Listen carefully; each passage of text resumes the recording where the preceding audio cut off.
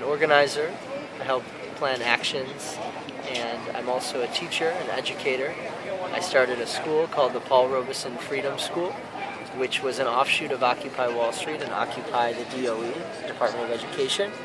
And what we do is we offer an open, free learning environment for young people and also for adult learners who are interested in social justice activism, the history of progressive struggle and the civil rights movement, and creating a space for education and learning and culture within the Occupy movement. Can you tell me how it all started?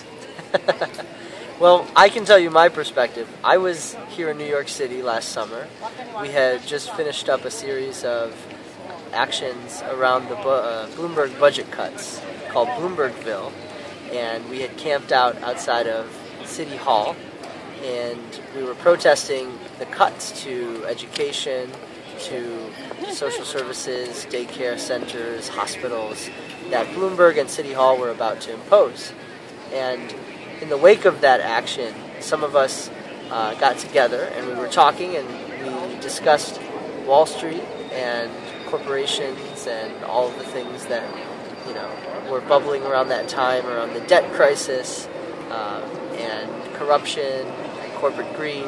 And it was just around that time that US Uncut, another group that I've been participating in, had been doing a series of actions highlighting corporate tax evasion. Big companies like GE that don't pay any taxes, and so we have to cut social services. And we heard this group of folks in different places was calling for the occupation of Wall Street, which immediately made absolute sense to us, that Wall Street was the center of all that we were protesting, and everything really led back to Wall Street. And so we began to meet in the parks. We had weekly Saturday afternoon and evening sessions that would go late into the evening, and then we would go get beers and just talk about sort of all of the things that we were organizing around in the city. And we created this thing called the New York City General Assembly, which was a free, autonomous space where people could come and express their dissent, express their dissatisfaction with the current system, economic, political, you name it.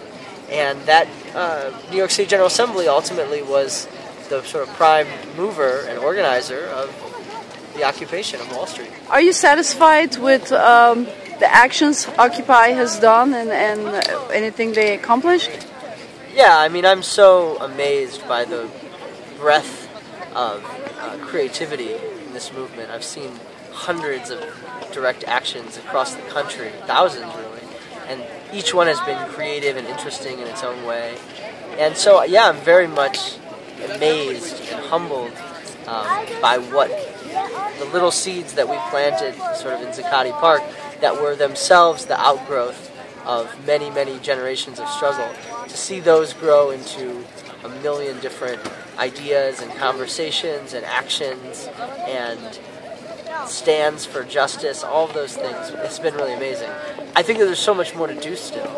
I think we're still in the early nascent period of this growing, glowing global movement. And I don't think that we can get too complacent. We're sort of in an amazing phase right now where the networks that we have engendered through our protests have shown themselves to be so powerful for other purposes than just, social protests. For example, Occupy Sandy and mutual aid. And I think mutual aid is another form of direct action because it shows that you are serious about making sure that we take care of each other, and that when a government or an organization or a society as a whole cannot care for itself, it requires people to stand up and to organize and to care for each other. And I think Occupy Sandy has been a beautiful demonstration of the power of the Occupy network and the Occupy ethos when applied to disaster relief and applied to this notion of brotherly love and compassion and mutual aid and taking care of thy neighbor. So, there's so much more to come. I just think that it's too early to say it's been a great success. What are the lessons you have learned in the past year and a quarter? Many lessons.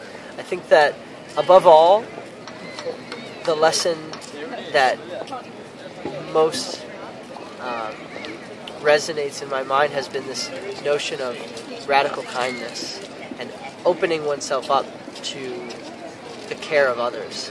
I think that when my generation, early 20s and mid 20s, we grew up in such a consumerist culture that we forgot to take care of each other. We forgot how to create community. We forgot how to strengthen the binds and the ties between us.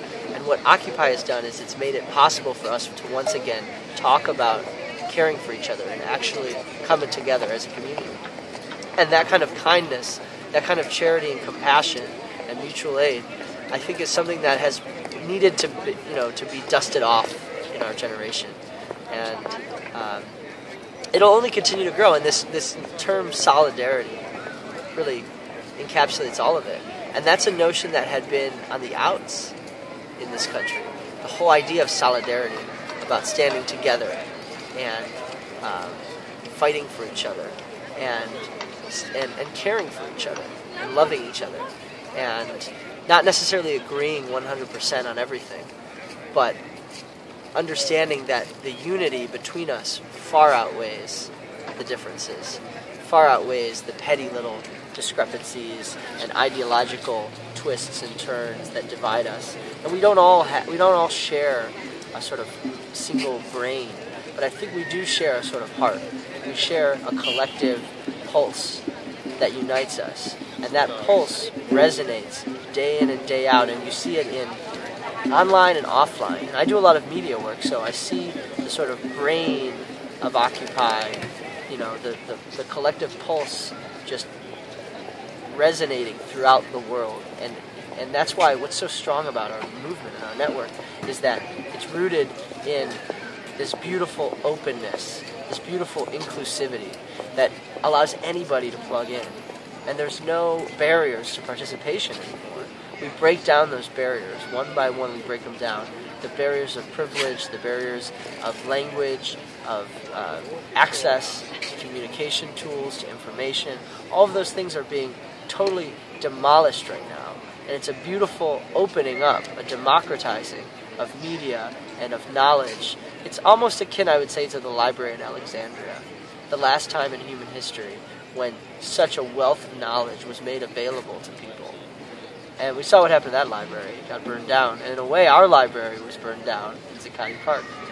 But we still persist. And through all of the insanity and through all of the oppression and the suppression by the police and by our own infighting, we still persist and we grow stronger. And that unity and that solidarity drives us forward. It's exciting. What are some of the things you think could have done better? Always. Everything, we could have done better in everything. When we started off, we weren't diverse. We didn't represent the 99%. And we still don't. We still don't represent the global 99%. We talk a lot about the 1%, but when we think about the 1%, we have in our heads our own notion of inequality, which is based on our understanding in this country. But globally, the situation is much more dire. The situation is, there's so much more poverty, there's so much more injustice in the world than what we have just here in the United States. And so, growing an ethos and an understanding and a consciousness, a global consciousness about inequity and about injustice, I think is a struggle that we continue to face. But again, that open inclusivity, I think, is what wins it for you in the end. So I would definitely say that we didn't, in the beginning, we didn't have the diversity that is necessary to truly represent the 99%. But we're getting there. I think we're much closer today than we were then. And because of the fact that we've grown and that we've been embraced and we've internalized in many people's minds the notion of solidarity and of social justice and struggle. Now the movement has many other shapes and forms and colors and and threads to it. And it makes it a sort of pulsating, crazy, gyrating blob of an amorphous structure, which now we have the potential to sculpt, collectively sculpt, I think, into a broad social movement, a popular movement for change. And the process of sculpting that power together is going to be the next challenge.